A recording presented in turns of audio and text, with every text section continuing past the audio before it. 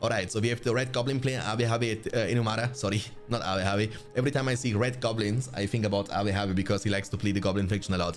Okay, we have Inumara on the right, goblins, and on the left side, we have the blue album player Ectelion. He's using a different nickname, Bambi, but he's also known as Ectelion. Ectelion is not only a BFME 2 expert player, but also he's a developer of the patch 1.09 version 2.0. So he's actually into the coding, and he was one of the major impactful persons when it comes to make the 1.09 version 2.0 the new patch, and they're also working currently on the version 3 for the BFME 2.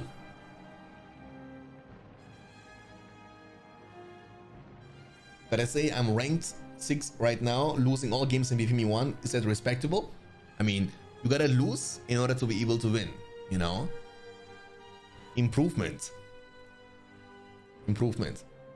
Alright, so 2-3 Malone trees into the barracks. And there might be actually Pikeman start or Lorien Warrior start. Let's see. Nah, it's gonna be a Lorien Archer start from Ectelion. On the other side, we have a Spider Pit start into the Spiderlings. The Spiderlings in this matchup can actually be good for harassment when it comes to deal economical damage, but they cannot fight the Elven army really, because they are weak against Pikemen, they're also weak against Archers, and they're not even great when it comes to fight against Lorien Warriors. Kaiser, welcome.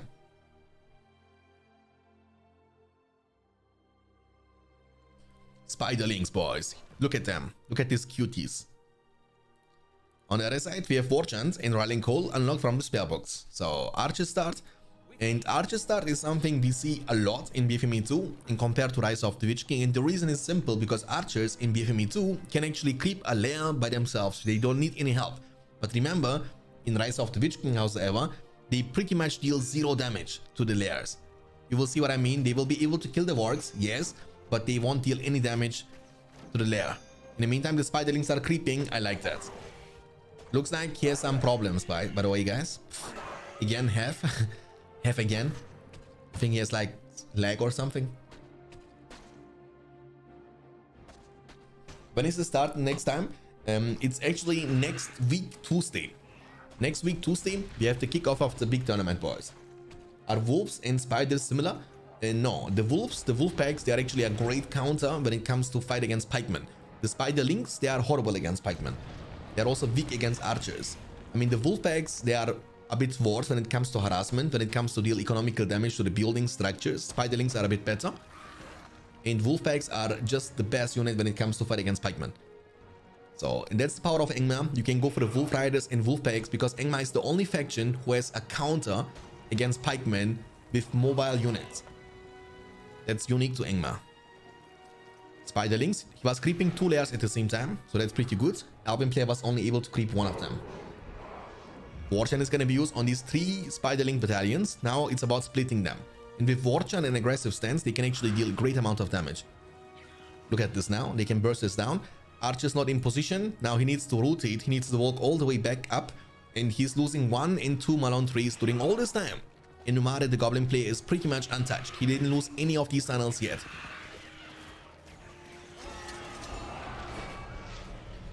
Why Zirial is top of me? I want to challenge him. Yeah, you can challenge him in the challenge discussion. Obtain Humanity is in the chat. Obtain Humanity, welcome. I've been getting better with the goblins recently. Yeah, goblins are actually solid in a one-on-one situation against factions like Men of the West, Dwarves, and also against Angmar and Isengard. But they quite a lot struggle against elves and also against Mordor. But I believe you don't play that much 1v1s, right, Obtain? I think you are more into the team games like 2v2, 3v3, 4v4 especially. Because if you are into the 1v1 scene, then you can, of course, also participate. BFME to Yoda is in the chat. Yoda, welcome, my friend. Okay, so Spider Riders already from the Spider Pit level 2. I like them a lot. But the thing is, I don't think they are worth 600, dude. They are missing out something. They don't feel tanky. They don't feel like they are dealing a lot of damage either. I feel like they are kind of... I don't know, man. They are like a weaker Gondor Knight. That's how I feel like about them. But maybe I'm wrong.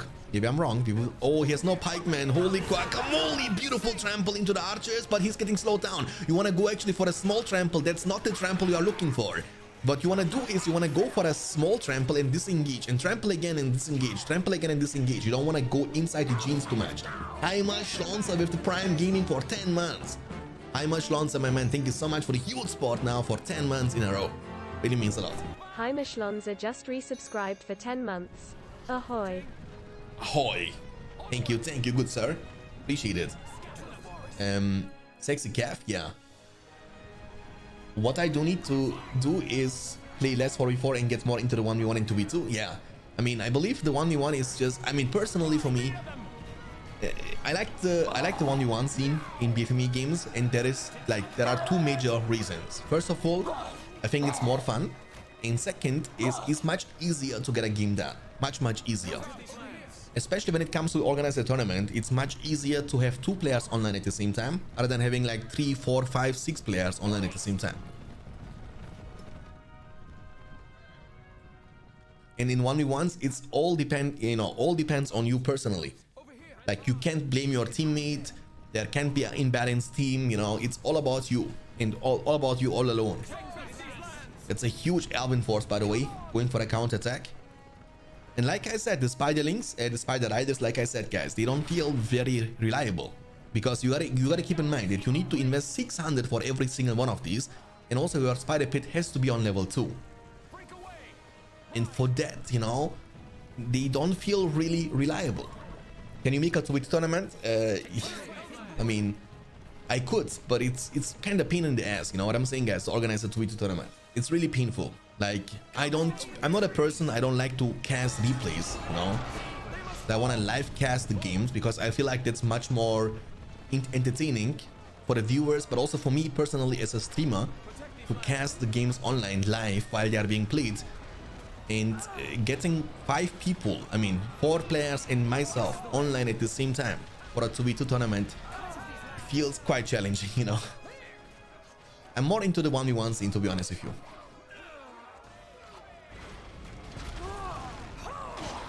I want to help you like a mod or something. Hey Red, I mean, yeah, sure. I mean, the thing is, we have right now, I believe, like 2-3 mods active between Balindru, Merenorion, and also DMEG. But I was already thinking about having more mods. This way, you know, when somebody is not online, the other guy can actually handle the situation. Sure, man.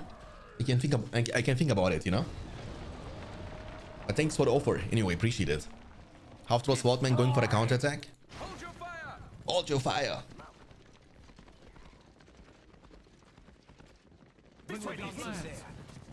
Cuckoo Modman. Who's Cuckoo? My boy Ectelion is winning. Yeah, Ectelion is actually doing good. And we can take a look into the current command points and power points. So he was summoning the spiders in the middle of the map. But as you can see, there is a tower, a well is coming up, a Malon tree, and a barracks. So Ectelion is saying the middle river is under my demand, under my control. That's what Ectelion is trying to actually say to us by making a move like that. 725 command points available for goblins and 470 command points available for elves. And by the way, guys, quick question to you guys in the chat. I'm very curious. Are you watching these streams on Twitch mainly on your desktop, you know, on your laptop or on your PC? Or are you using something like a tablet or a phone? Because I personally enjoy watching YouTube videos and also Twitch live streams on my phone. I don't know. PC, desktop, actually a lot of you from PC. Okay, I'm assuming you guys do also something else during all this time, right? You potentially play a game yourself, work on something. Makes more sense. Hey Arangon, welcome.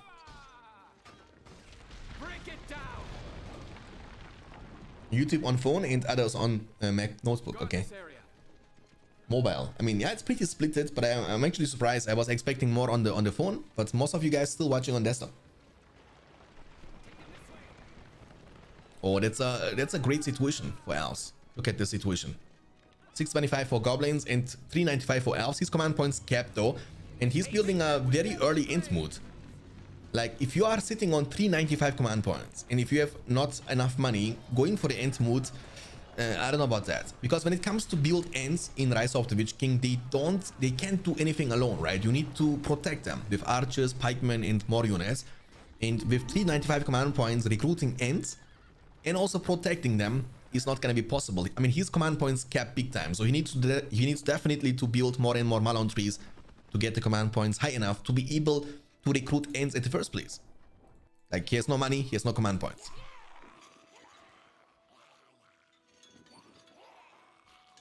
Switch on computer for easier chatting. Yeah, I got you. I mean, chatting on mobile phone is not yeah, because I'm from Germany, and when you type something on the phone, right, it always wants to make the autocorrect thing, right? And then it's very weird. You need to kind of I mean, typing on phone is generally much slower than typing on the PC or on keyboard. 8 power points collected after rallying call and heal for elves. And we have 700 command points. He has no burrow expansions around the fortress. Goblins are spreading out quite nicely. We get more and more spider riders recruited. Fisher level 1, no heroes all the game, by the way. We have not seen Haldir, we have not seen Azog, nothing like that on the field.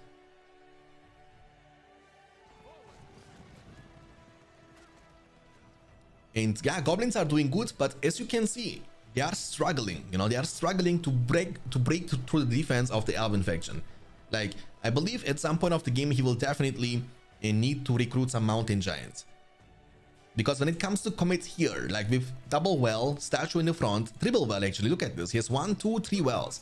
Remember, the healing speed from one single well is kind of slowish and that's why you need 2 or 3. This way your units are gonna recover much faster, and you can even recover them while you are fighting, so it's a pretty good thing. There is a tower with archers inside. I mean, long story short, it's really hard for the goblins to commit on a fight like that.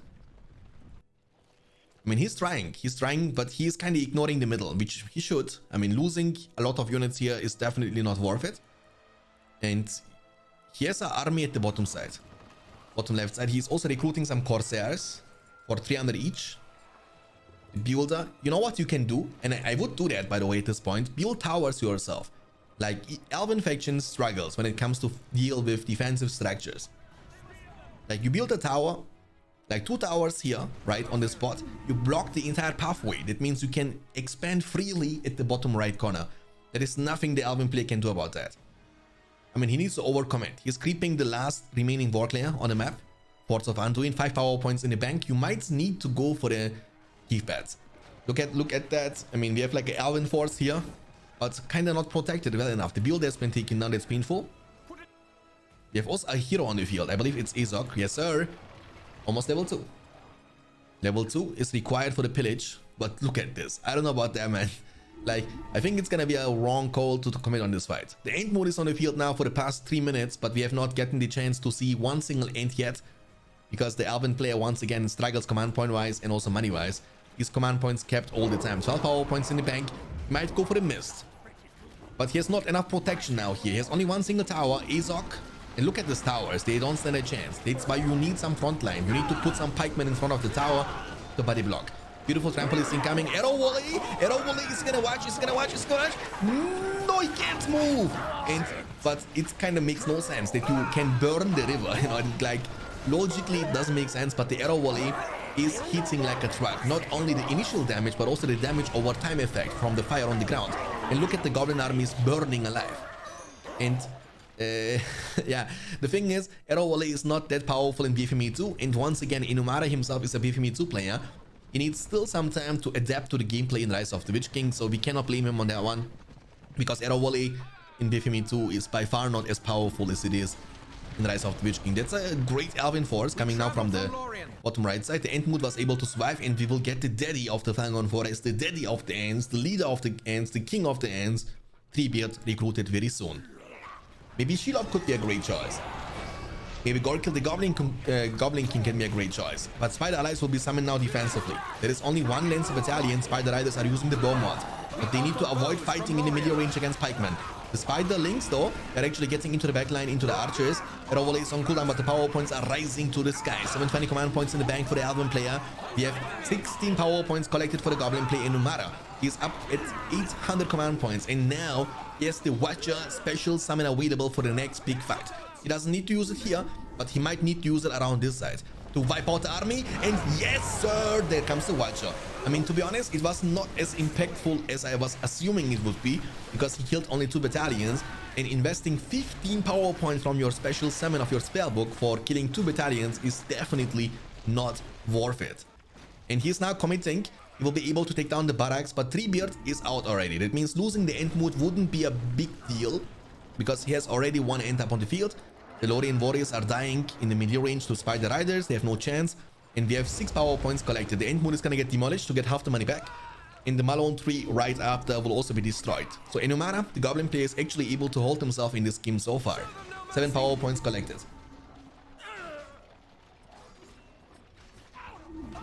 Hey Shanks, great stream. Thanks for the stream. Anyway, you could add the in-game timer for your overlay.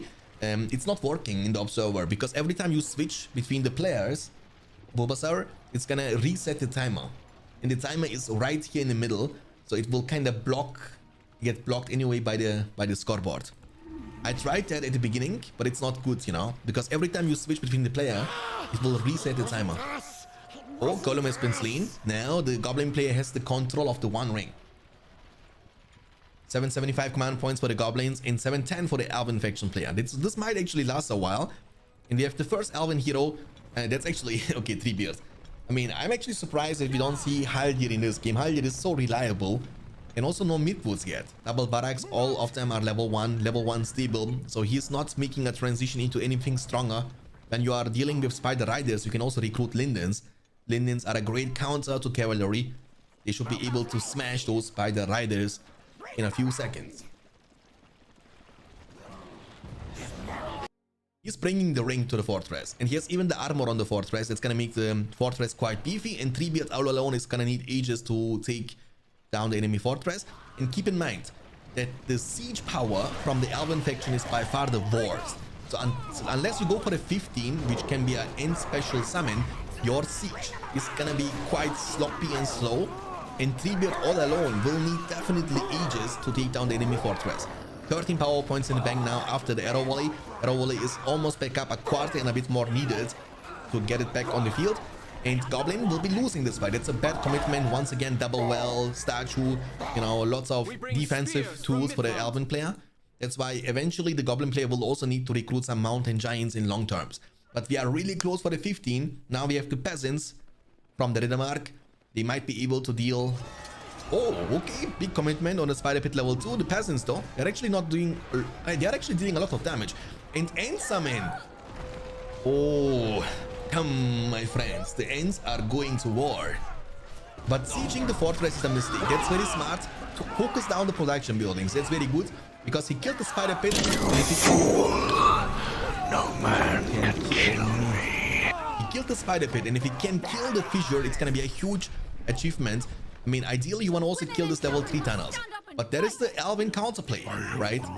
Azok is level 5, but he's kind of getting low and low. Treebeard, the daddy. Oh, Spider Riders are looks like 3 is back on the menu, boys. And pooh. And Rev123, thank you so much for the resub for 3 months, Manu. Thank you so much for the Kyo sport. 123 just resubscribed for 3 months. We offer bows from Lorien. Thank you so much. Really means a lot to me. Alright, 560 command points available for the Elven faction. 5 power points collected after the Ents. I mean, the Ents are gone now, but they actually did a great amount of work. Now the Goblin faction player is kind of falling apart. I mean, trying to save up for the Sauron is gonna just take you ages, right? He's at over 2,000, yes, but Sauron will cost you 10,000. And the 8,000 differential between 2 and 10 is a lot, right? And you cannot wait this long. That's not possible. Like, you will lose. The Treebeard has been taken down though, and once again that's gonna slow down the Elven siege a little bit. They don't you know, have any threatening power against the enemy fortress. The fortress should be perfectly fine. And Goblins, they gotta recruit some units though. You can't just sit there and wait and hope that your opponent is not gonna attack you all the time. Hey Draki, welcome.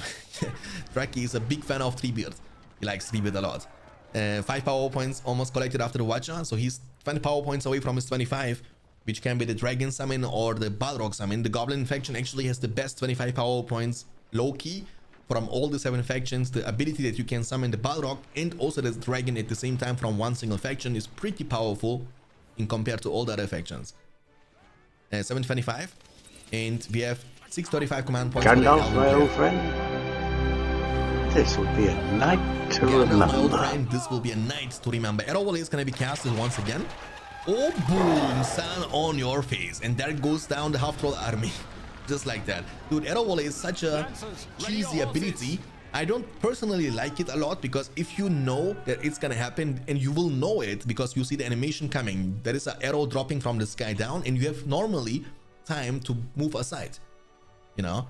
And it's good for wombo combo situation with Felvin, for example, or Horn of Condor from Boromir, or anything that can stop the enemy units. In this case, for example, Golden Arrow or Cloudbreak for the Elven faction.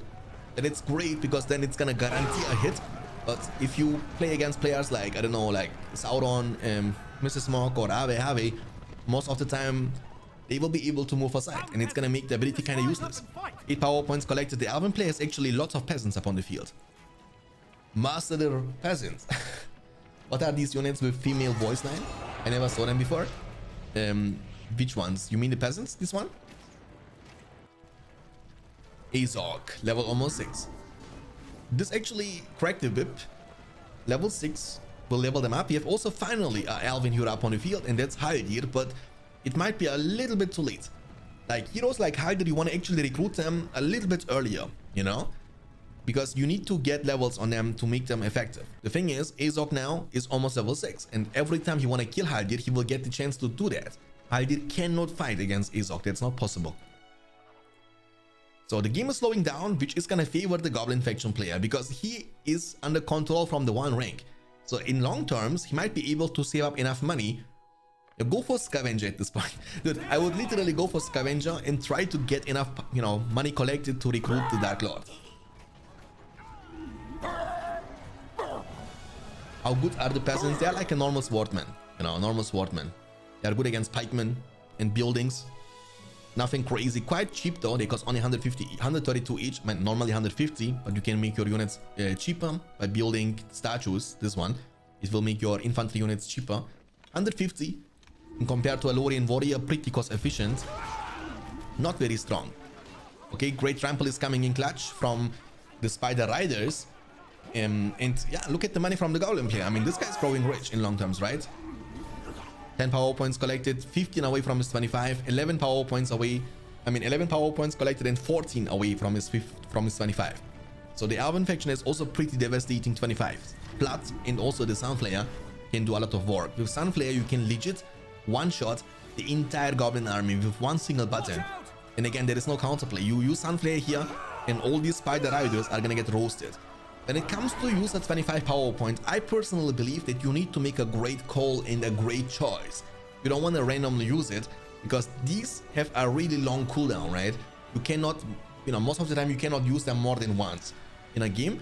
That's why you want to, for example, the Elven player has like Sunflare, right? Then you go ham and then you force him to defend. And Hakan of Ridia, thank you for the primers for 9 months, my friend. Thank you so much for the huge support. Really means a lot. Hakan of Rivia just resubscribed for 9 months. Ahoy. Ahoy. Thanks, man. Appreciate it. Really means a lot. 13 power points collected. What I'm trying to say is like force him to defend, and then when he's grouped all up here, then you use Sunflare not only on the buildings but also on the units at the same time. Come together, my friends. Look at these old guys. Grandpas going to war. And no other heroes for goblins beside Azog, and now we have, I believe, this the second hero, right? I've seen the second hero somewhere. Yeah, here's a hero, Glorfindel. Okay, Glorfindel and also Haldir. He's level 3, but keep in mind that in the version 8.5 he is not allowed to use the Blade of Purity while he's mounted. That's not possible. We must rise up and fight. 15 power points in the bank after the end summon. And this actually looks pretty promising, but the thing is that keep in mind that Glorfindel or any mounted hero in Rise of the Witch King is also a counter hero to cavalry. It means when you get now a mount, oh, the Watcher! For the second time, this one was actually pretty juicy. Nice Watcher. The Watcher can also wipe out your own units, by the way. You gotta be careful about that. Mist is gonna be used. Mist will be debuffing the enemy units, making them weaker, but also kind of making your units invisible. However, the Mist now will slow down the 25 power points power spike for the Elven player Exilion. And look at that. The half-troll swordman is delicious for the dinner. 7 power points collected. The Elven players, you know, he was at 17. He was at 17, so he needed only 8 power points, and yeah, that's gonna slow him down a lot. 830 command points available for elves and 775 command points, but look at the money from the goblin player and we know what that is supposed to mean, right?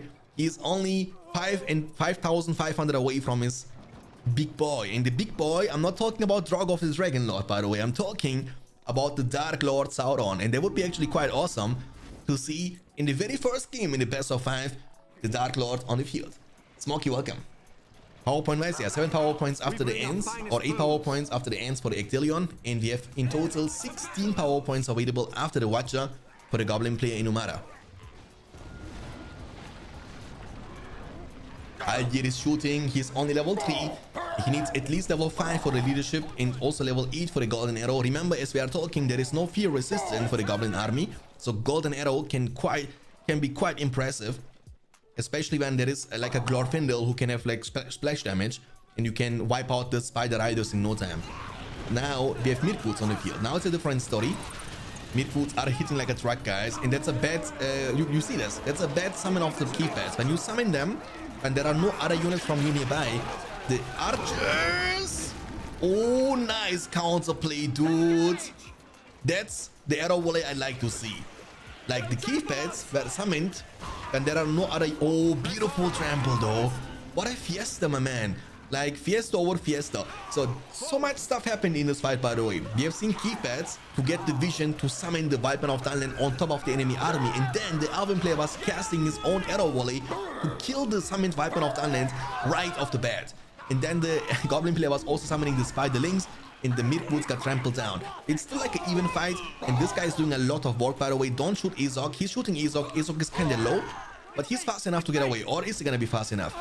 He's not paying attention. But the thing is, we have 23 power points collected for the Goblin player, and he is over 4,000 resources in the bank. So if he can stop a little bit of making more units, he can save up for the 10,000 requirement for the Sauron in literally two minutes. But he might not even need that, because look at this layout. Do you see that? And do you know what that is supposed to mean? Dude, the dragon or even the Balrog, in a situation like that, when there is like lineup of buildings, look how many wells and statues, and they are all perfectly lined up for the summoned dragon or for the Balrog with the breath fire. That's gonna be absolute disaster situation for the Elven player Ectelion. Trust me on that one. Like, now we are talking 25 power points in the bank, and he's gonna go for it. In the meantime, some harassments are going on though with Glorfindel, pretty nice, and the Balrog of Morgoth is available now. You might need to use it around this side. You don't want to waste time, you want to use it immediately, but you need to have vision to be able to use it. And as we are talking, he has zero vision around this side. Keypad's on cooldown, and he has nothing that can reveal the area. 775 command points, and he actually has to invest now so much more money into reviving Azog, for example, you know, recruiting all the units back. You might even need to use Balrog here defensively to kill this, because the Balrog summon animation, summon damage, can also wipe out the entire army, just like the Watcher can. And yes, sir. Hey, boom! The demon of the ancient world under your asses. The Cloud Break is gonna be used now. I also heard the Ents. The Ents are going to war all you want. He's gonna actually use Cloud Break to stun them, but the thing is, all this stuff is slowing down to 25, and the Ents, they shouldn't be able to achieve too much because there is not enough protection. Now the level 3 tunnel is going to be taken down, but is it worth it to summon your Ents for it and also use 15 power point Cloud Break for it? I don't know, but the Balrog is going inside the genes. Use Ignite and Breath Fire here. Boom, son. Now yeah, Benzi is showing the emotes because we are also able to breathe fire, and boom, boom. And yeah, you know, in compared to Balrog, the summoned dragon is so much better, but what the Balrog did is something the dragon couldn't do by himself. The initial summon damage from Balrog is something else. Like, he wiped out the entire army, he will be able to kill the barracks level 2, and the Malone 3 level 3, and the stable has been taken down as well. He has only one level 1 barracks left. It means no more Mirkwoods anytime soon for the Elven player. And because of the Cloud Break, he is once again so behind in the power points department. He needs more than, I don't know, like 16 power points for his own 25, for the Flat or for the Sunflare. And the Goblin player is still perfectly fine. He has 10 power points collected after the Balrog summon. The Balrog is going to be gone very soon, destroying or trying to destroy one of the towers, which is not going to be achievable. We have so many wells. What is this actually? Like a well party. Look at that. All you can eat, all you can drink. 11 power points collected. The Wildmen are on cooldown, Spiders are on cooldown, but there is not much left on the field from the Alban play anymore. Remember? You know, like 70% of his army got wiped out by Balrog. And this might be like a GG situation. Because he has no pikemen to deal with that. And Red, my friend, thank you so much for 3 months. Appreciate it. Thanks for the huge podcast. Red, appreciate it. Appreciate it. Thank you, thank you. Rithatard88 just resubscribed for 3 months. Ahoy. Ye go Shanks, best streamer for BFME games. Thank you so much, man. Beyond BFME Fiesta. Thank you, appreciate it. Really means a lot. 925 command points, 975 command points for the Goblin play, guys. We are talking now. We have also Gorkill, the Goblin King. Look at this beautiful handsome person. If you put this photo on Tinder, guys, oh my goodness, look at him. He looks like a guy who can hit like a truck multiple times. Look at him, boys. Look, he's shaking like this guy is on drugs or something. He's like, you know, what is going on with you? Chill, bro. Look at him shaking. 14 power points collected after the Balrog special summon for the Goblin player. So now we have Glorfindel. Yes, he's almost level 7, by the way. That should not be underestimated. Level 10 is a huge power spike with the Starlight, and the Alban faction will get the chance to stun you over and over again. Now, basically, you are right. The Goblin faction player now with the Gorkill, the Goblin King, and Skull Totem with level 2 will have some sort of fear resistance. However, the fear resistance from the Goblin faction is not... it's not very efficient. It's not very effective because it's on a very small area and the Skull Totem can be killed. So basically, let's assume that goblins have no fear resistance.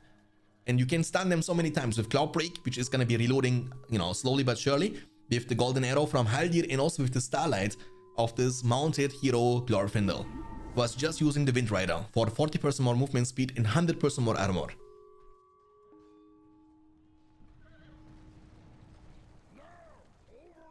I cannot hold much longer. You cannot hold much longer.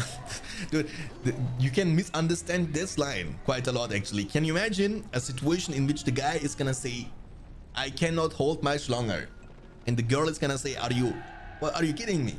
You just started. That's a huge Alban army, and Ectelion is actually going for the Eagle special summon now. And again, everything is slowing down his 25, but Eagle summon can actually be quite efficient because the Goblin faction kind of struggling a lot when it comes to deal with the flying heroes, right? And this includes also the Eagles. That's why also the Eagle from the nest, from the Eagle nest, is also pretty effective. 595, he's gonna use Rallying Call very, very early.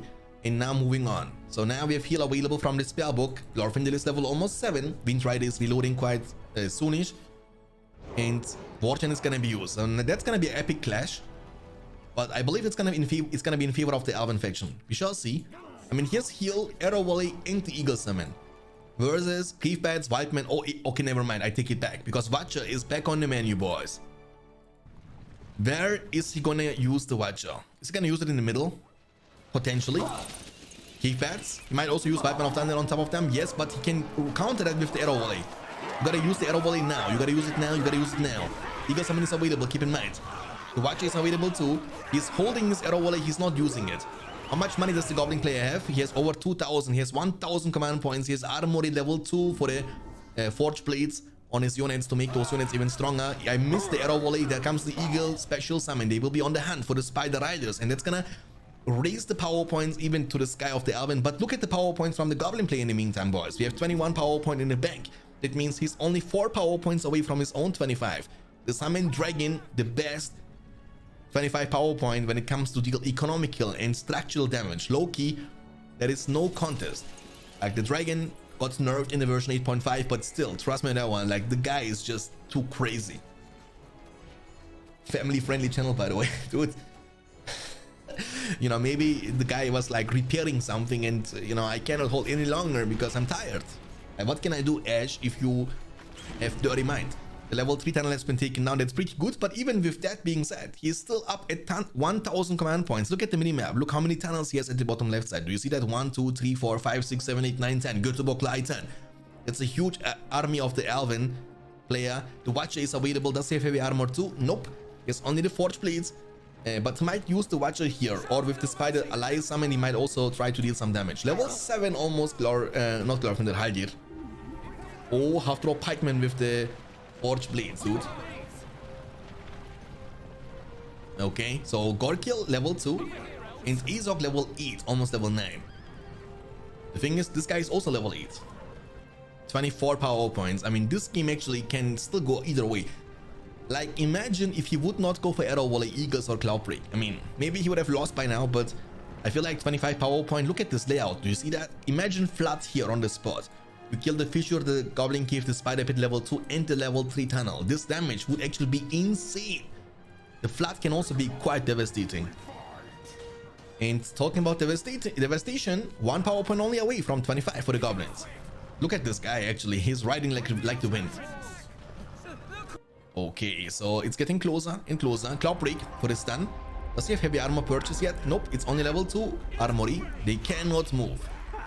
Oh, look at this Haldir trying to show his quality. Okay, Rallying Call is gonna be used. They can still not move. And look at this. Do you see how close he is for the level 8? And that's gonna be yet another stun. And those stunning effects in Rise of the Witch King are actually so incredibly impactful because it feels like it lasts forever, right? You cannot move. You cannot play the game.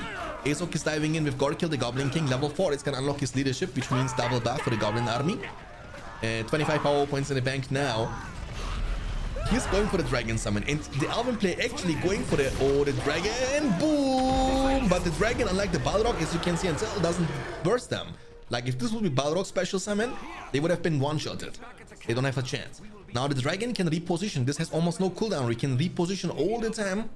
And the best position to get into is actually here on the spot. You can kill this. He's gonna use the key pads to get the vision. You cannot transform or teleport if you have no vision. There comes the Dragon, and he will be roasting even Glorfindel. Level 9, by the way. This guy is level almost 8. So the Steeple, they nerf the damage. As you can see, it's not one-shotting anymore. It needs like 2 shots. Spider Allies will be special summoned too. The Dragon has actually not much time remaining on the field anymore. And you need to reposition him in a better spot. Like, attacking the fortress is kind of meaningless because you can take it down anyway, right? You wanna try to take down the Malone trees or the armory, for example, or the barracks, because that's a waste of time. Level almost 8, really close. It's a huge Goblin army though. I believe the Elven player will definitely need the Silvertone arrows, but it's not gonna get to level 3, is it? No, and the Dragon is saying no Silvertone arrows for you, good sir. Now he gotta rebuild the armory and get it again to level 3.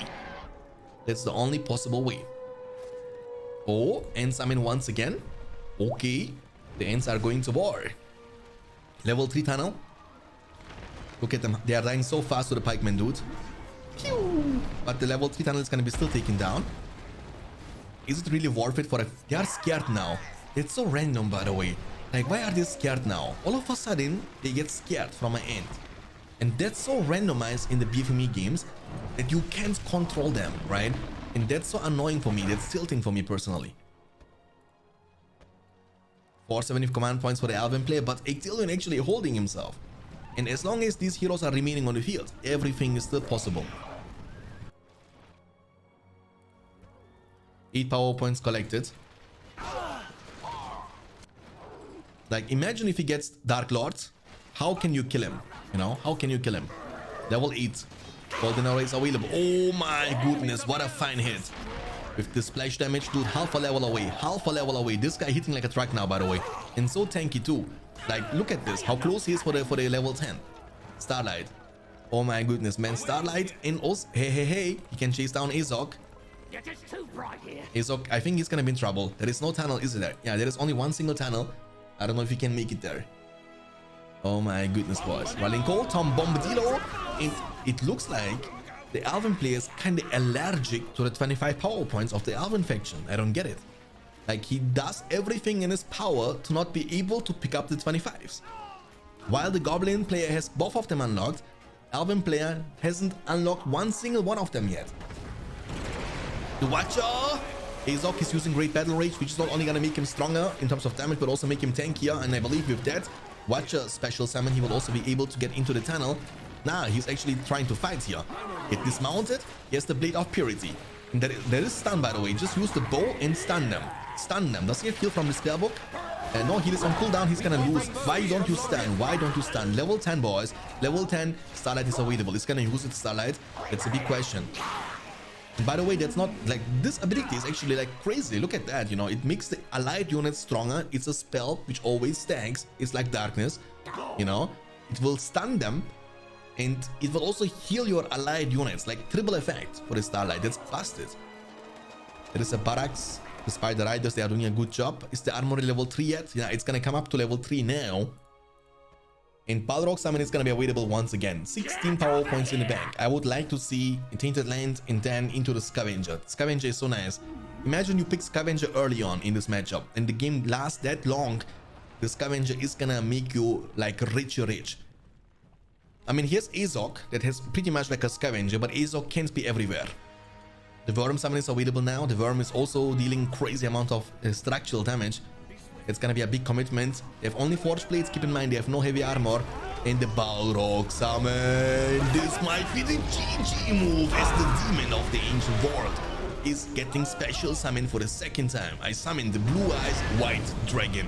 And now people are gonna see, but Balrog has no wings. Hey, I don't care. It looks sexy, okay? I take it. The Balrog is looking so badass to me. Look at them, boys. That's a game from early 20s. That's pretty awesome to actually have such a great design for it. The Worm Summon can also be used around this side, so you can actually literally wipe out everything what he has on the field, and that's gonna be the plan from Inumara. What a great performance in a unfavorable matchup, by the way. Goblins against Elves in long terms. I mean, to be honest, I think Ectelion misplayed this many times. He didn't even use the Golden Arrow one single time yet. He never went for the Silverton arrows. He never went for the Barracks level 2. He never went for other heroes like Elrond, for example. They cannot kill Azog. They cannot kill Azog. Level 10 Azog almost back on the menu, boys. The Balrog is still on the field. He is still threatening. He's still scary. The Barracks is falling. There is only one Barracks remaining on the field in the fortress. And the Elven player, ladies and gentlemen, is dropping down to 200 and 310 command points only. My vision fades. The vibe animation, like pew, you know, the animation from the whip, pew, like it's like, you know, imagine a Haldir being a fly, and this is legit a human, you know, pew, and Haldir gets literally blown up, and he's gone. And look at this Half Troll Swordman, boys, with heavy armor and Forge Blades. Look at them. They look like Jason, you know what I'm saying? You guys know the Jason? That's how they look like. How much cash does the Goblin player have? Not much, because he's investing all the money into like armory, keeps making more units, obviously. The Eagle Summon will be used offensively. That's very brave from Ectelion. Let's call it brave. And yeah, that's gonna be it. I mean, like, in RTS games, it's obviously about micro and macro, but it's also about decision making, guys. So if you make a wrong call over and over again, you might lose the game regardless how ahead you were at the beginning of the game. So, and the mistake is the PowerPoint usage.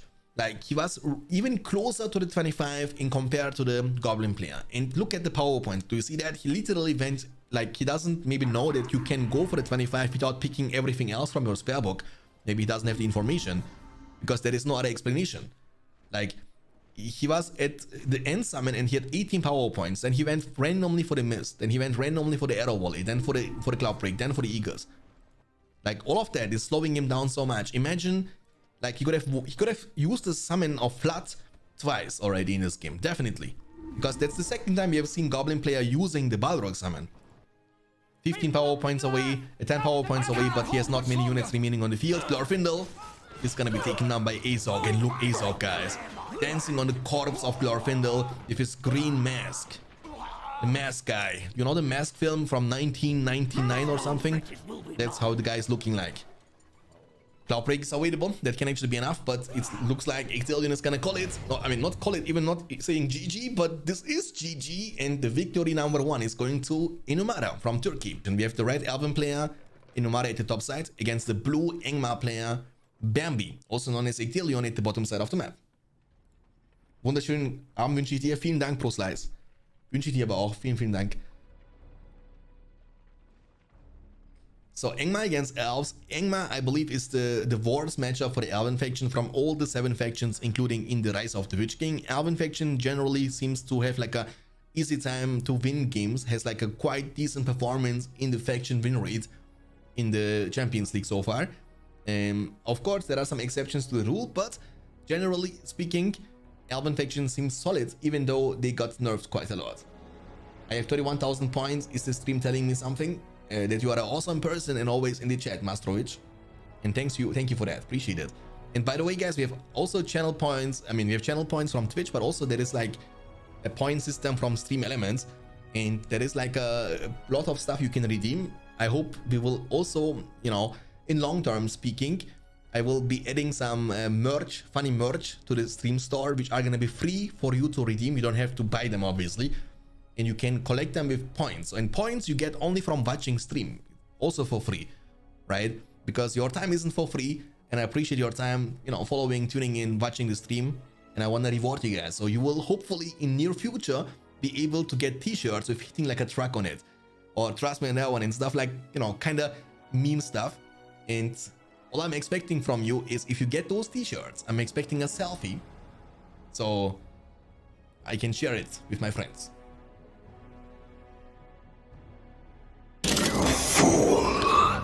No man can kill me. You fool, no man can kill me. And Invictus, Rise of the Witch King, wants to have a compliment. Hey man, say no more, Invictus.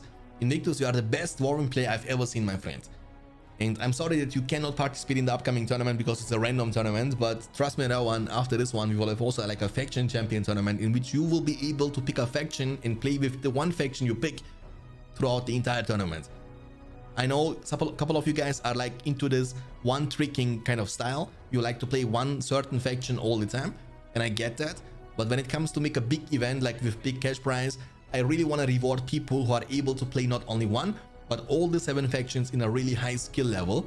But after that one, we will also hopefully be able to host like a faction champion tournament. We have already done that one time. It was actually quite fun. So hopefully it's gonna be soon again. Hey Tardy, welcome. Booming can. Yeah, booming can. So it's creeping with the pikeman. In the meantime, we have a stable coming up for the Elven player Enumara. And in the meantime, look at this.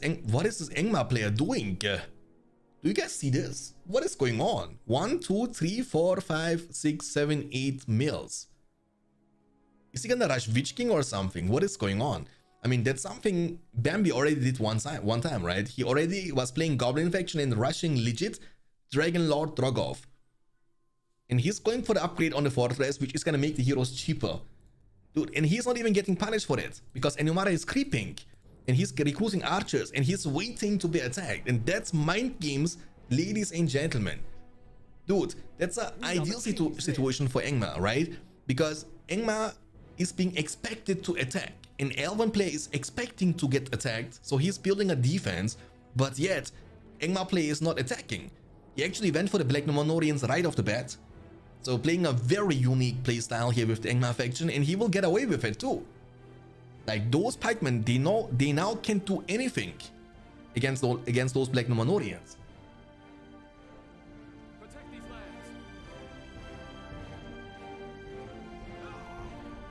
If he does this without getting punished, he will win. Yes, sir. I mean, he will now be punished for it kind of a little bit with the Lancers, Archers, and Morlorian warriors coming. But I'm assuming here he will have something. Yeah, Voldo rush. He's rushing Voldo now, building 1, 2, 3 Hall of the Kingsmen at the same time. You know what? I was actually expecting something bigger. You know what would be awesome to see? Like imagine Rogash rush. You know what I'm saying? Rogash in the first 4 minutes into the game.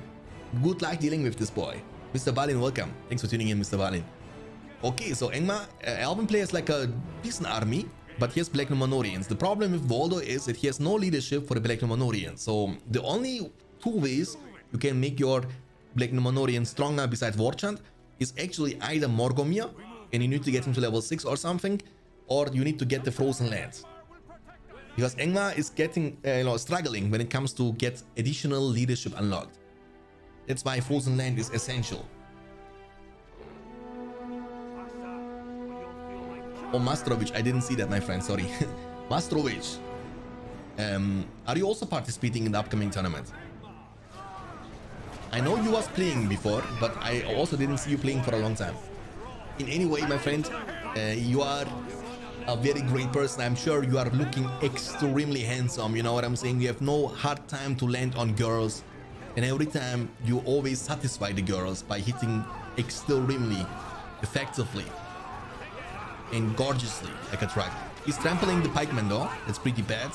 Voldo is diving into the back line, into the archers, and he's a good killing hero too. Like level 3 pillage, money, money, money every time he gets kills. And level 5 will get the chance to, you know, unlock additional summon of units, which can be always effective for a very cheap and cost efficient hero like this dude. Level almost 2, and we have like a lot of pressure now on the Angmar player. I mean, he will still have like a couple of mills up on the field, but every one of them is going to be discovered very soon, and as he has no defense, he will get punished for it big time. Oh, the builder is actually getting away. That's good. We see a mill getting demolished in the front. So the music is a little bit too loud. University job and girlfriend leaves me little to no time and for any serious gaming. Oh, look at this guy.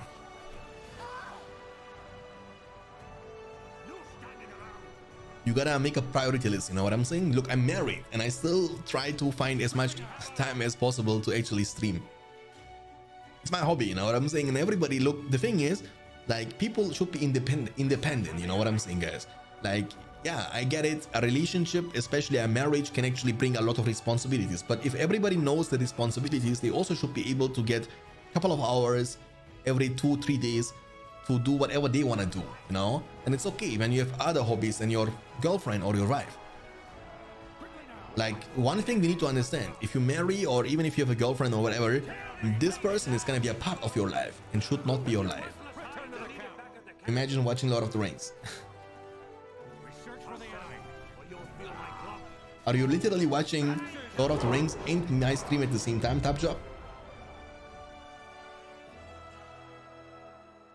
Shanks the Wise, true my friend. If you hit like a truck, she will let you play BFME. Dude, yeah, that's the reason why I'm streaming at the first place, you know what I'm saying? I'm showing my quality every single time, like unlike Faramir. I'm the opposite of Faramir. Faramir couldn't do it. I mean, this game is not looking good for Ectelion boys. I'm telling you that much. Look at that. Like, there is a huge army in the middle of the map. And it looks kind of rough. It looks kind of rough. The mill is going to be the focus, and nice clumping, bad positioning of the buildings, and the mill, like, you kind of outplay yourself if you build like that, you know? But I mean, hit Elvin like a truck in the end of the books. Really? I mean, we don't know what happened to them afterwards. Maybe he couldn't show his quality after the marriage, and then she was looking for Gimli or something, you know what I'm saying? And guys, dude, I was actually so hyped, you know, I'm so disappointed because I was so excited. Oh, nice, Velvet. I was so hyped about the upcoming Lord of the Rings series, and after seeing the trailer, dude, my expectations dropped from 100 down to -100. It's like unbelievable how much of a pure disappointment the trailer was for me. Elvin was hitting Faramir. Yeah, potentially this one. Potentially this one, you know what I'm saying? But Elvin is like, hey man, come on now, I am no man, you know? And in this case, Elvin was like, I am the man. You are not the man. And 2 fans, 1907, my man. Thank you for 5 more gifted subs to the channel. What a crazy dude. Appreciate that so much. 1907 just gifted 5 subs. What a pirate. Can you show the command points? Yes, sir. Ghost Boy. You have 850 command points for Elves, Alvin Wood, and Rallying Cole. Gets a well here for the sustain. And the Angmar play is dropping down to 500 command points. He has 2 power points after the Fellwind and Wortchant. Hey Mann, hey Herr Alter, schön, dass du hier bist. Maybe Faramir is worthy for his wife. I don't know, man. The problem is, guys, and I believe that's like a very big issue in the real life too, that humans, they always try to impress their own parents. And the relationship between a boy or a girl, doesn't matter, to his parents is actually essential for the rest of his life, you know? And another gifted sub to Barbasaur. Thank you so much, 2 fans. Thank you, man.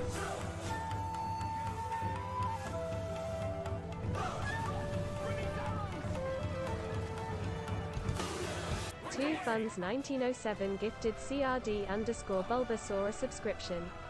What a monster. 2 Funds 1907 gifted a tier 1 sub to CRD_Bulbasaur. They have given 129 gift subs in the channel. Thank you so much once again. 129 gift subs to the channel. What is going on, dude? That's kind of crazy.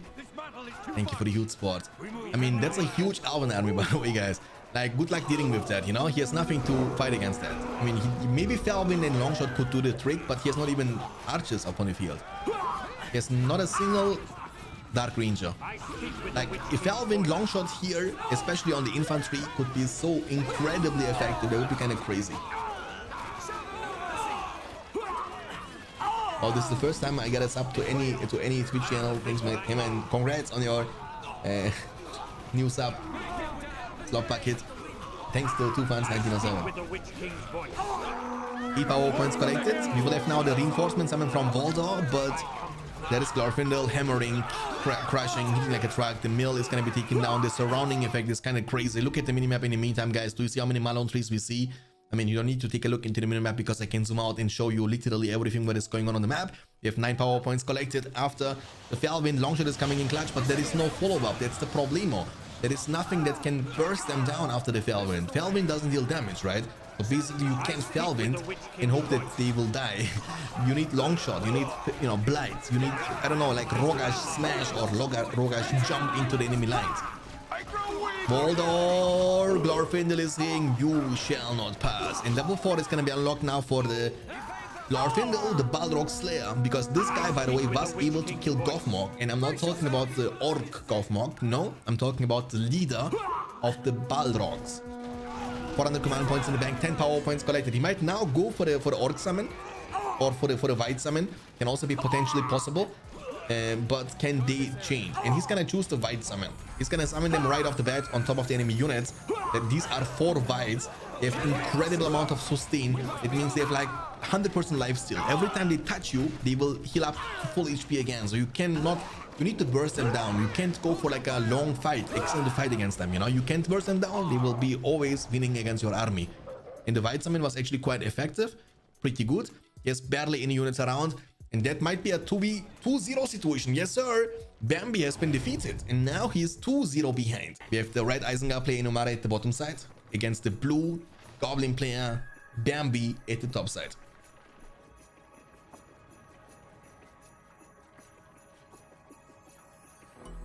And the bets are gonna be open now, guys. 2 tunnels coming up for the Goblins and 2 furnaces coming up for Isengard. Shanks, do you have relatives living in Turkey? If you come to Turkey one day, make it a fun day, make it a fan day. Of course, man, I was born and raised in Turkey. I have lots of people, like from my family members actually in Turkey, especially my wife, because my wife was living until she married me in Turkey. So her mom, her sister, her nephew, every family member of my wife is legit in Turkey. And the thing is, when we go to Turkey in the summertime during the vacation, it's not a vacation for us. It's like a family visiting time. It's actually more stressful than not making vacation, guys, because you need to go there to, you know, one day. You have like a limited amount of time, right? You have like 2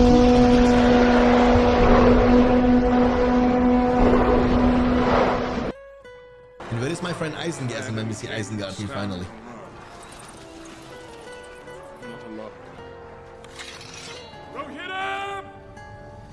Rohirrim! And everybody, guys, welcome to the stream.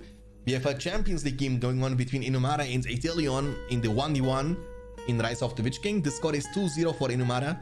It's the game number 3 between Isengard and Goblins.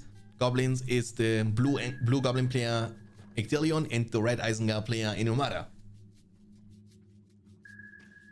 Thank you for the raid, Shadowfax. Alright, so we have a clan setting coming up. That's a clan setting opening for Inumara. That's good. That's good. You can do that against Isengard, definitely. Because, I mean, against Goblins, because the Weapon of Talent, they are quite cost efficient. You know, they are pretty good when it comes to fight. And we have a fissure coming up now for the Goblin player. So, Goblin Cave into the fissure. I believe on a map like this, you know, the Spiderlings could also be quite effective. It's a big map and Spiderlings are quite, you know, fast moving units. And you can be literally everywhere in few seconds. No, he isn't, Slot Bucket. I mean, again, we open a tournament in a league and everybody is able to participate. But, you know, if you participate, you are in. If you don't participate, you are not in. Outlaw Swordman. Weapon of Talent are leading forward. Benzi, my friend, you are from Czech Republic, right? Benzi, if there is a chance I might be actually in April or end of March or at the beginning of April that I might be in Czech Republic. in Prague, you know, eventually. It's not confirmed yet, but if you are close there, my friends, you know, let's drink something together.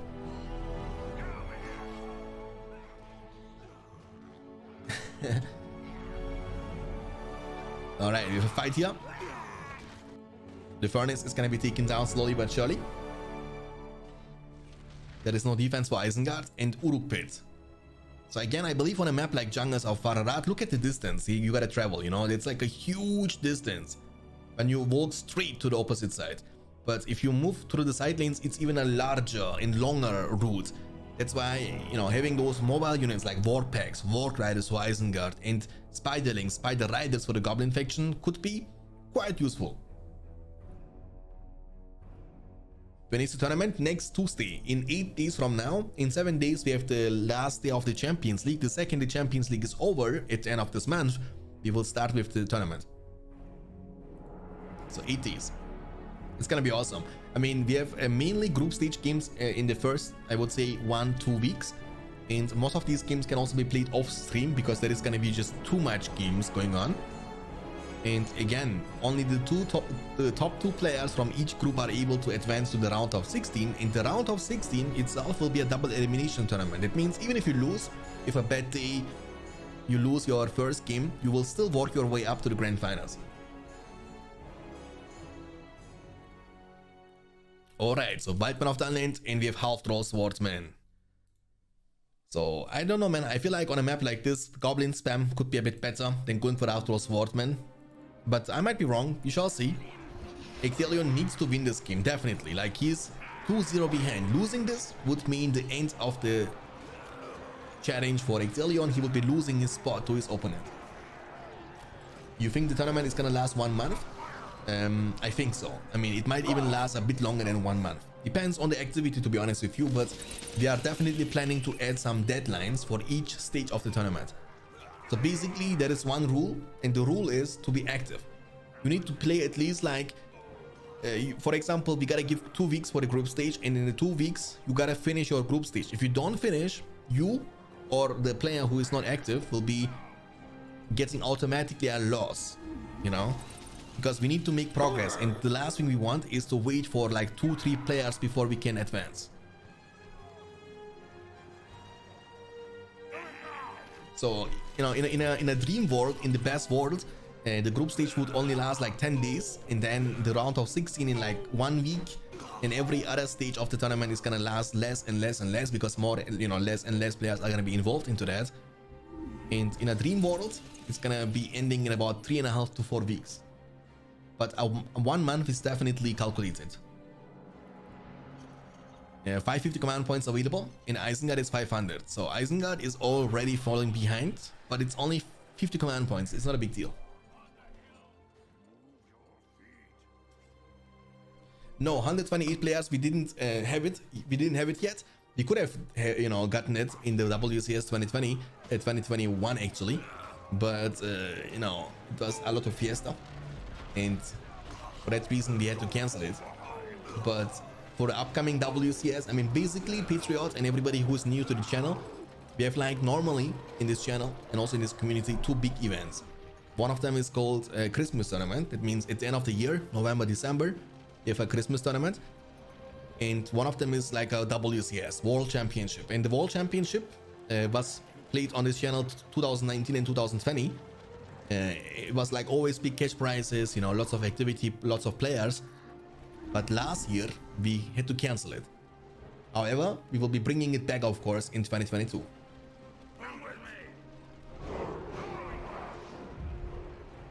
Hey, Walkie-talkie. Walkie-talkie. Yeah, you need to be back on the version 8.3 or something, Wookie. On the 8.5 version, you cannot build a second fortress, I believe. Or you cannot build any fortresses in the campaign. So you need to change your version. I think in the version 8.0 or 8.0.1, you can still build a fortress, but in 8.5, it's not possible.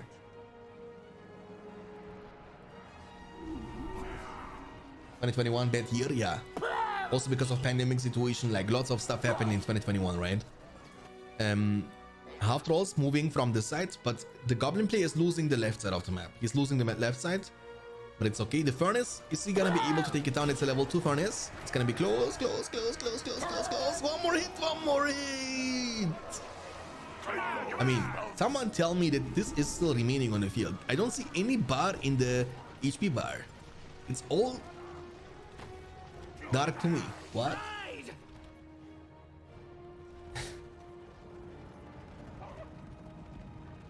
2022 isn't better. We don't know what will happen in Ukraine through. Dude, the world is in a very strange place now. I don't know what is going on. Oh, there is money on the ground. Like, it's getting scary though. It's getting scary because I believe the problem is that people are getting out of control, right? There is like so much unpredictable stuff happening. Like, you can't be expecting a pandemic situation, for example. Nobody is prepared for that, right? Who would have thought that this is gonna happen? It was affecting millions of people negatively. Many people actually lost their lives because of that reason. You can't predict that, and it's still not over. It's not like, you know, pandemic situation is over in the world. It's still happening. Every time they make a change in Germany and they are trying to make it less you know, stressful with all the restrictions, then a couple of weeks later they actually bring again you know, the harder restrictions. But let's hope. It was a rough start, but let's hope the rest of the year. It's too early to say that. You know, it's like we are 2 months in. So saying now it's bad already. The furnace is not in danger, but Isengard is doing good in this game. He has also Azog up on the field. Goblins player has Azog up on the field. He's creeping. Isengard is falling behind. Inumara. Warg Pit only level 1. He needs to get Warg Riders. Bilban, welcome.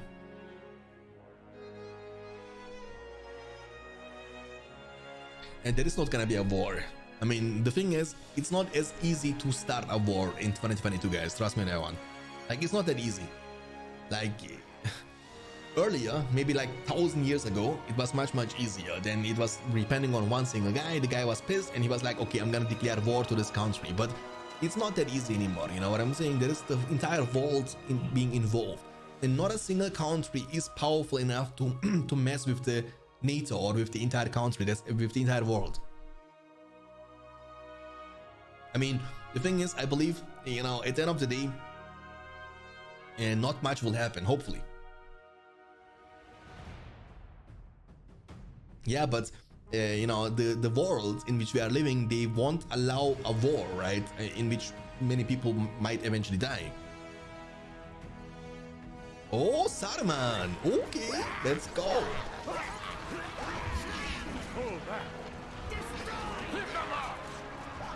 If Turkey and Ukraine are not safe, Avi and Smoky will have to move to Germany and have LAN with Shanks every night. Yeah, I have actually still some space in my basement.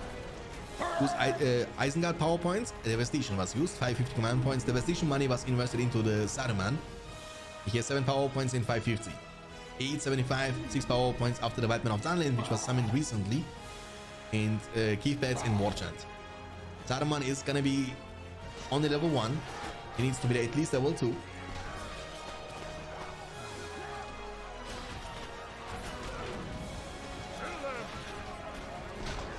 Yeah, that's what Einstein said. Now, Einstein said, guys, back in the day, I don't know if you guys know, I mean, obviously you need to know Einstein, right? Einstein said, when they were asking him, what about the World War III? And he said, I cannot tell you what weapons are going to be used in World War III, but I can tell you in World War IV, they will be using swords and shields. We have the red Man of the West player Inumara against the blue Goblin player Bambi, also known as Ectilion.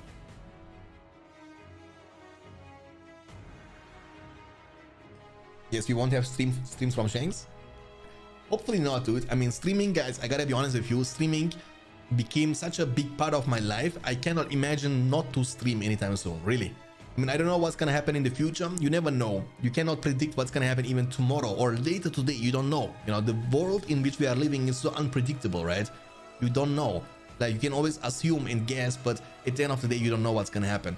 So unless some big stuff is gonna happen, I'm not planning to not stream anytime soon. It's just so much fun for me to, you know, meet you guys, to talk to you guys, and that's the one place, you know, to be united. and I'm proud. I'm very happy about you know, having such an amazing community. It's awesome, dude. Thank you guys so much. 2 tunnels into the Goblin Cave. On the other side, the man of the West player is building 2 farms, 3 farms into the barracks.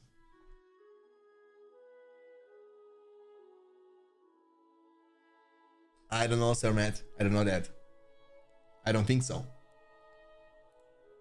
Barrack soldiers. Men of the West. War will be like breathing fire in Fiesta, but it's not the good sort of Fiesta. Why we make war, guys? The world is big enough for everybody, you know what I'm saying? We should make love and not war.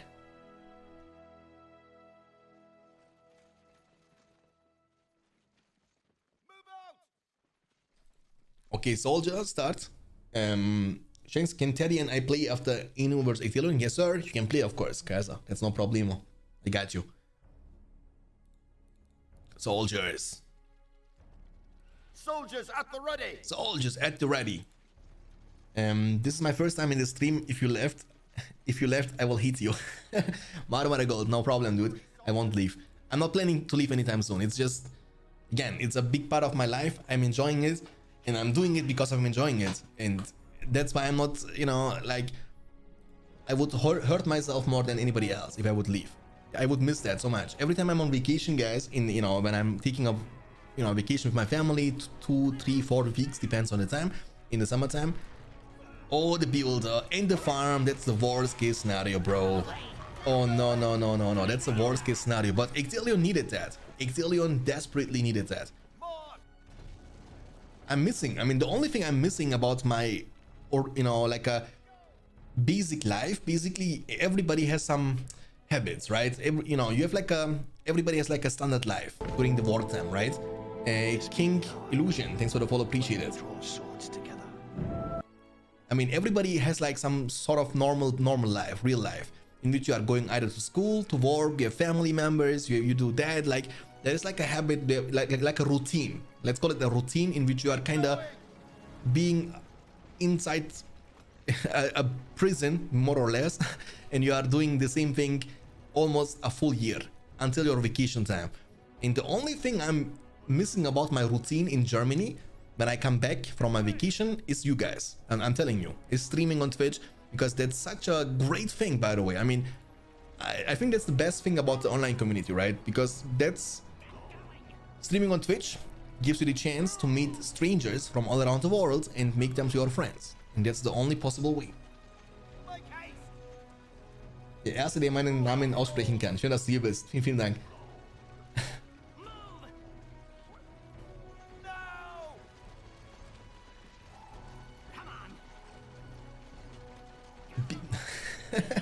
Man's killed the... Oh, man killed also the builder. I missed that one. Sorry for that.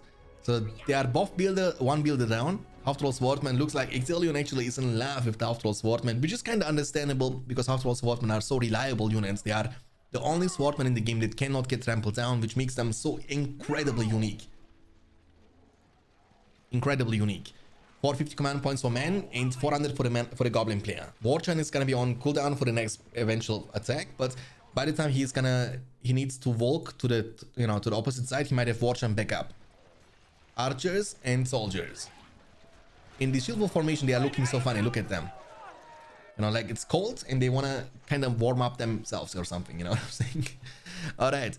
So Stable will be needed, definitely. Maybe Theorin could be nice. I mean, if you go for the infantry heavy army, like for example, soldiers and archers, you can always recruit either Boromir, even Faramir could be a nice choice, and Theorin.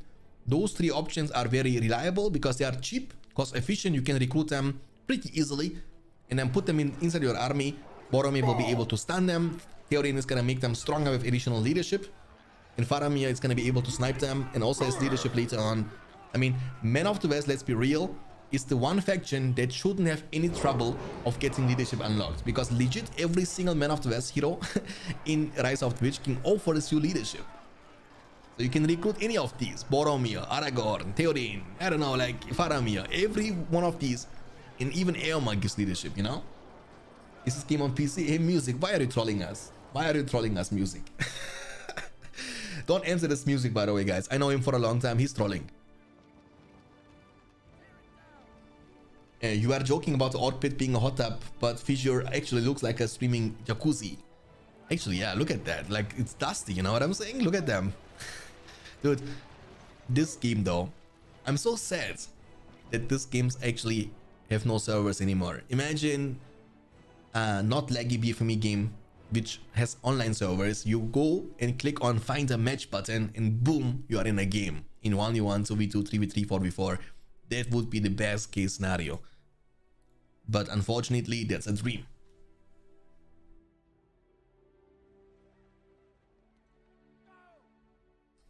This game is so bad compared to Warcraft Frozen Throne. I've also played Frozen Throne one single time, I believe, many years ago. It's also a pretty old game if I'm not mistaken. I also enjoyed that one. I mean, the main reason, guys, I'm telling you, I don't think BFME games are the most balanced RTS games in the world. No. I mean, when we talk about competition and saying balance, it's hard to balance a game with 7 factions in the first place. It's about the Lord of the Rings team. Like, that's the main reason why I'm liking those games that much. Because it has Lord of the Rings built into it, you know what I'm saying? You see now the farm and you see Gondor Knights and Theoden and Eomer, these heroes, the power points. Like, imagine PowerPoints are the most imbalanced stuff in the entire world, right? Because they are like, you can summon one thing and it can wipe out the entire army in a second, you know what I'm saying? How is this balanced? It's not balanced, but it's fun. You know, it's fun. That's why I like BFME games. Shanks, lag in BFME is like salt in the food. You mean you need it, but trust me, you know, you will get used to it when there is no lag. How much would it cost for you to run a BFME server? You can't. Like, even if you make a server now with the engine of BFME, it's gonna be still laggy. That's not gonna be changed. Yeah, you can make like an online platform which is gonna work like an online server in which you are able to find a match, everybody is logged into this. That's gonna be quite expensive, but it's possible. But it's not gonna remove the lag. The lag was in the game even back in the day when EA didn't shut down the servers. It was always lagging, by the way. It's not like a new thing from Game Ranger. No. It was lagging from the beginning. Heath Pads is gonna be on cooldown. Goblins are building an army. We have now Gondor Knights up on the field. 2 battalions. And you wanna also support them eventually with additional damage and armor with Eomer. Eomer is so good, by the way. Only 1000 you need to invest to recruit him at the first place, and he's so effective. Level 4 Outlaw is so nice to have this additional money income. And you can make your Gondor Knight strong enough to kill those buildings and resource buildings, production buildings way faster. Such a great and reliable hero. I would say he's the most reliable Man of 12 hero in the game. BFME 1 Gandalf, everything. Yeah, BFME 1 Gandalf is crazy. But also BFME 2 Gandalf is pretty good. Like, they changed Gandalf a lot. I don't know if this was always the case in Rise of the Witch King or if this is something from the patch 2.02, but they changed Gandalf, the way Gandalf is interacting, you know, with his spells. Like, for example, I don't know, like the Easterlight, that it stuns. But in BFME 1, it's like a single target ability that bursts, like that chunks you, that can crush you. It's an anti-hero ability in BFME 1. But the design of Gandalf in Rise of the Witch King is so different. And the thing is, Gandalf is useless when he's not being able to get mounted. He's so sloppy and so slow when he's grey. You need to get him to level 5 to make him effective. And then you need to get him to level 7 for the Easterlight. I mean, when you gotta be honest with yourself and you just think about how Gandalf is in compared to Saruman, right? Saruman is cheaper than Gandalf. Has a better level 2, definitely. Fireball is better than Lightning Sword. Fireball is even better than Easterlight. Thunderbolt is really great. And level 10 is also amazing. You can steal the enemy units and make them fight for you permanently.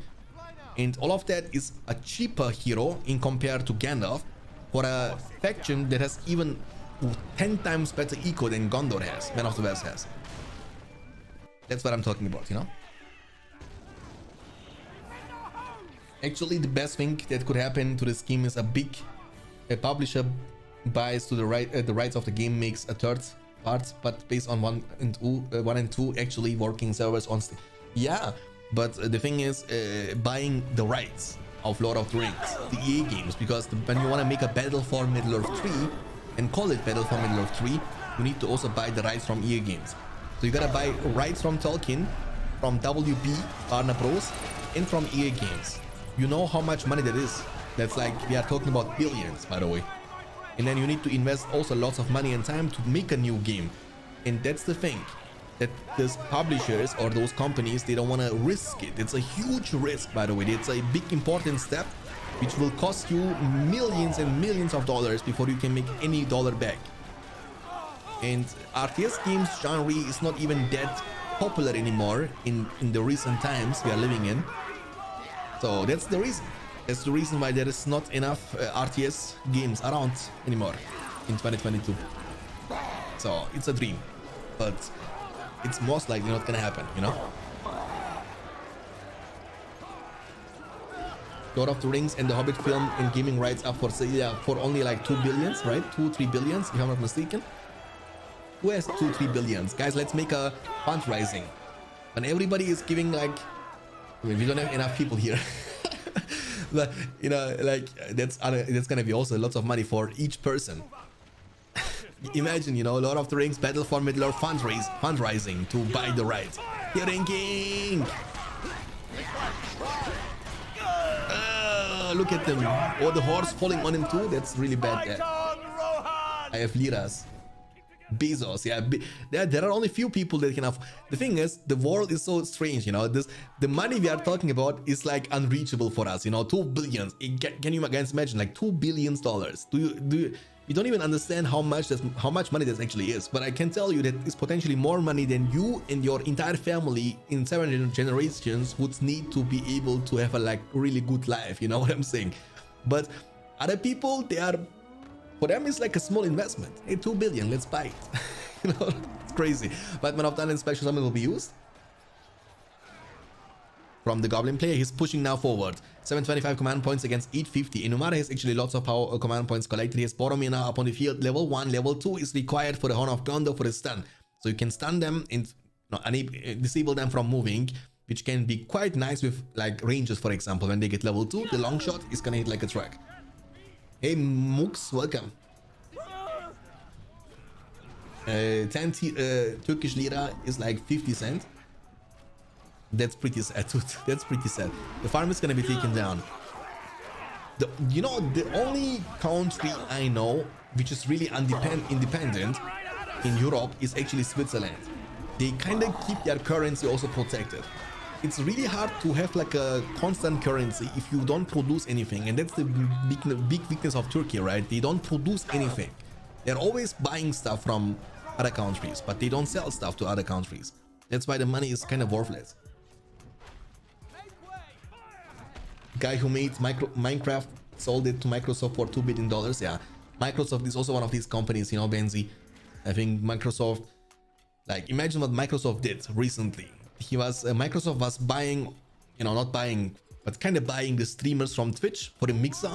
So he was the Microsoft team, you know, had the Mixer, which was like a platform like Twitch. So in order to make it famous enough, they were kind of buying people like Ninja, for example, or Shroud, like for a stupid amount of money, you know, just to stream on their platform instead. And then she just like cancelled, you know, they cancelled it, and now it's not even a thing anymore. So Microsoft end up losing like hundreds of millions of dollars in a few weeks, but it doesn't even hurt them. Boromir, the stun has been used, level 4 already. That's a huge power spike, by the way, the Captain of Gonza, because then you can use it on the Rangers and get them to level 2 this way, and they can unlock their leadership, I mean, not leadership, but the long shot. 13 power points collected. The Watcher is going to be quite phenomenal in a situation like that. And he's really close for that. Faramir, Boromir, the brothers, and the captains of Gondor, and the King of Rohan. These are the 3 selected heroes from Inumara in the game number 4. And remember, the score was 2-0 for Inumara. And after this game, and the way the game is looking like, 1000 command points for goblins versus 675, it's gonna drop down to 600 command points now. The level 3 farm is minus 100 command points. It's dropping down to 575 command points only. That's pretty painful. Look at the pikemen. The pikemen in BFME 2 and Rise of the Lich King are so crazy. The DPS they get against heroes, against buildings, against units is so nasty, and they are so incredibly tanky too. Faramir doesn't get the chance once again to show his quality. And man is falling apart, falling into pieces. Goblins are snowballing quite hard now at this point. One of the best snowballing factions in the game, hands down. There is no think that the Man of the West player can do, because look at the layout. Do you see that tunnel? Like he's now starting building multiple tunnels all around the fortress from his opponent Inumara.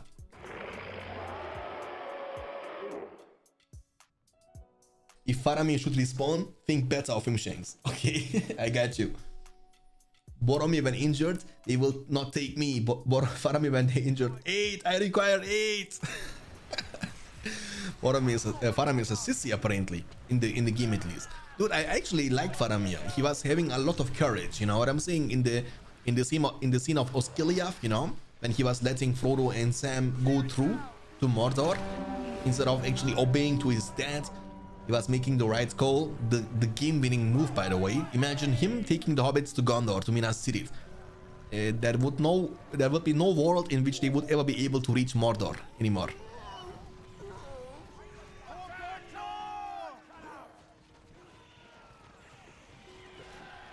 Ectelion was trolling. Yeah, Ectelion was trolling maybe in the first 2 games, maybe. Faramir also resisted the ring, yes sir. He did. He did. And he did, Gandalf. He did. Oh my goodness, what a fiesta. What a surrounding effect. Power summon, by the way. I think that's a power summon, yes sir. He went for the Rohan Allies. They're gonna be on cooldown very soon though. And now we have 10 power points in the bank after the Watcher. So he is 15 away from his Balrog special summon.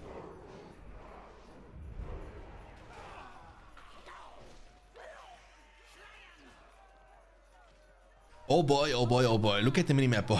Like, that's the thing, you know. Dwarves and goblins, they might struggle early on, but if they get the lead, it's over.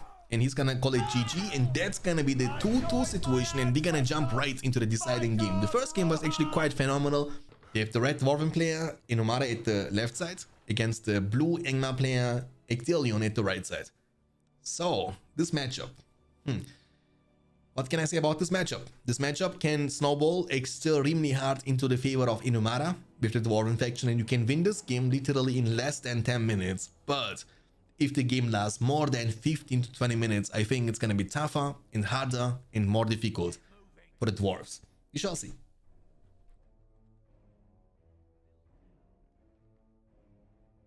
Is there another series after this one? Yes sir, we have another one between Kaiser and his opponent.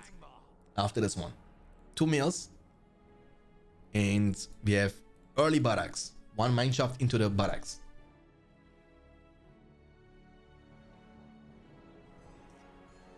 And guys, are you gonna still give it a shot to Lord of the Rings series? Are you gonna still watch it? Are you gonna still try to watch it at least and see if it's enjoyable or not? I'm gonna give it a shot, you know, even though I've like my concerns now. I'm not very, you know, impressed and not very satisfied about what I've seen. And the good thing about the situation, there is always like a bright side. The bright side of the situation is it can only be better now. You know, it can only be impressive. Because the expectations after the series, after the trailer, was so incredibly low that it can only go uphill, you know what I'm saying? A little laggy, yeah, I don't know why. Me neither. 4 males opening into the Hall of the Kingsman. We see Pikeman start for Dwarves. So he's gonna go for the creep first. Oh, this map though. This map is kind of buggy. I forgot about that. The inn is not even visible on this map. Shanks, have you ever streamed Age of the Ring? Nope, never. Also not planning to stream that. I'm not a big fan of this. I'm not a big fan of 25 different factions with so many visual things that you can only play. No man can kill me. No man can kill me. I think it's a great thing for the single player, for the skirmishes, for the custom maps on it, for the campaign. But for the multiplayer, I personally don't enjoy that one. I think the vanilla games are just the OG games, and they are the most enjoyable games for me.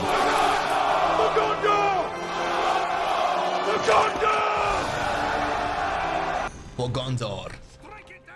No in for you. Yeah, no in for you actually. What is happening? There is no in. Like, you can capture the flag. I'm actually curious what's gonna happen if you capture this flag. Can you even capture this flag? Is he gonna do it? Because you can't select that. There is no structure. It's so weird. Can you add a dwarf sound? Yeah. The thing is, I don't have any dwarf sounds, you know?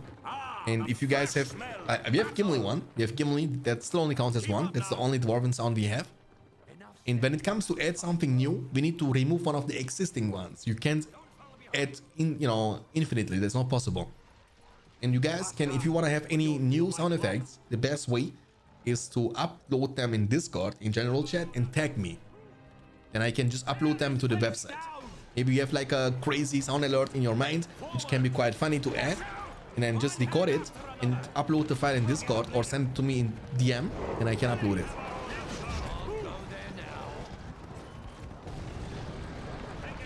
I just don't believe that it will be actually Lord of the Rings. It will be probably just...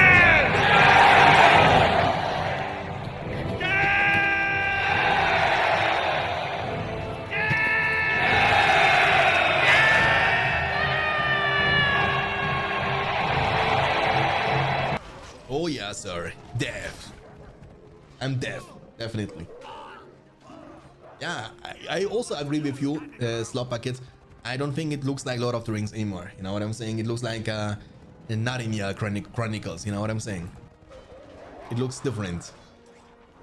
I don't know, man. Maybe the trailer was just a bad one. You know, maybe it's gonna be good. Wolf packs, wolf riders spreading out, and yeah, making sure. I mean, the way he's playing this is so good. Like, that's how you want to play that. You see, he's moving through the middle, through the bottom side, and through the top side at the same time. This way you can make sure that Dwarven faction cannot build any mineshafts close to the Angmar fortress. And that's the only thing you should be doing at the beginning of the game against dwarves and goblins. If you deny the Dwarven faction that, and that's even more effective against dwarves, because unlike goblins, Dwarven units are kind of sloppy and, you know, extremely slow. Let's be real.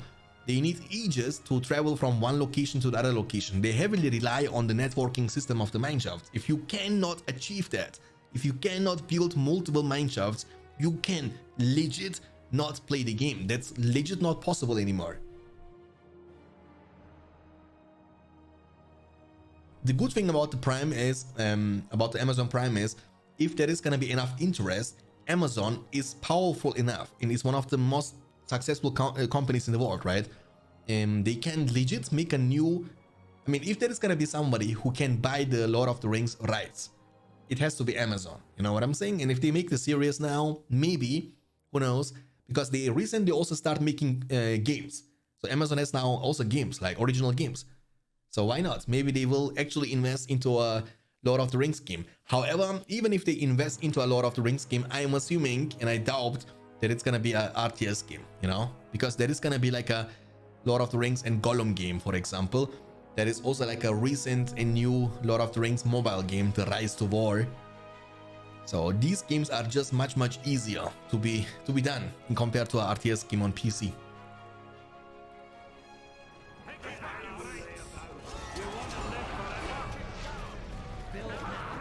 We need grunt sound. Grunt.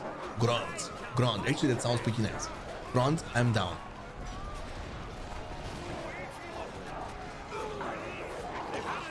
Big push though, big push. Does he have banner? No, he has extra overs. Can he take down the whole of the... Oh, but look at the pikemen. That's what I'm talking about. That's what I'm talking about. The wolf packs, they are eating those pikemen. Oh, the Felvin and the battle wagon cannot pass. He's gonna still die. He was even using heal and... yeah. Heal wasted. Battle wagon still taken down. You get disabled and then you can't micro with the battle wagon anymore. That's a huge loss, by the way, for dwarves. Inumara, after having a phenomenal start for the best of 5 series, he was leading 2-0 and all of a sudden he's falling apart. He's falling into pieces. That's more than 800. That's like 800 you lose, right? From a battle wagon for 400, and the upgrade for the battle wagon is also pretty expensive. So it's a lot of money you will lose. And now we have a lot of wolves. Who let the dogs out? I mean, do they have heavy spike collars? Nope, not yet. That's gonna make them also kind of beefy and more tanky. The only thing I wish the developers of the patch 2.02 would have added to the game is like information, you know, when equipped, significantly reduces the amount of damage taken. Okay, but what is significantly? You know, I want to have informations. That's very important, especially when you want to actually recruit new players. If somebody downloads the BFME games for the first time, let's assume that, and you want to have information. You want to know, okay, what is the cooldown of Rallying Call? How long does the effect last for? So you need to make the game as beginner friendly as you potentially can. And that might take you some time. It's not a hard thing to do.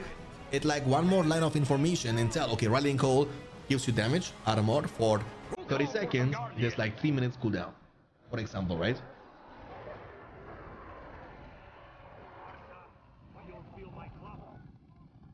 BFME 3 Brown People Edition. BFME 3 is not gonna happen, at least not officially. I mean, there is no world, like, it's been over 20 years. I don't think anybody from a professional company is gonna come up with a BFME 3. And you are expecting BFME Reforged, it will still take years until it's gonna be released. So instead of, you know, waiting for it, I would just stick on to the existing Battle for Middle-earth games and enjoy it.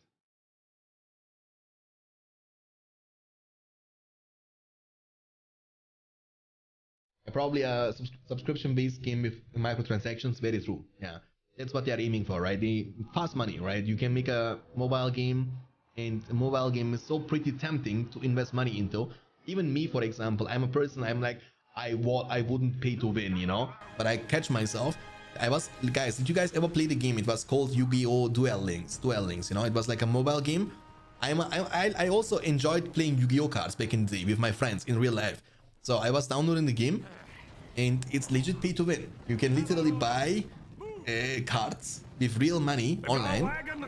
I was kinda investing like hundreds of euros there, you know, for no reason. TTC, welcome. Did you win your game, TTC, in BFME 1 today? Wife not mad? No, my mom was mad because I was not married in the time. I was like 15, 16 years old. It's been a long time since then, you know, or 17 years old, I believe. I wasn't married. But my mom was married when she got at the end of the month the credit card thing, you know what I'm saying? She was really mad. She wanted to throw my phone into the garbage, which kind of makes sense, you know. I would have done the same thing when my kid would do this, you know. But it's pretty tempting. That's the thing. It's so tempting because you play and play and play and play and play. You can't advance. You can't. It is always like a border. You are extremely sloppy, slow. Like it is kind of forcing you to buy something and to play. It's gonna say, yeah, good game, Rise of the Witch King. Yeah. It's the last famous words of Inumara, and Ectelion actually keeps his spot protected after being 2-0 behind. He is able to win not 1, not 2, but 3 games in a row. GG, well played, well deserved victory. Inumara, don't worry, you get him next time.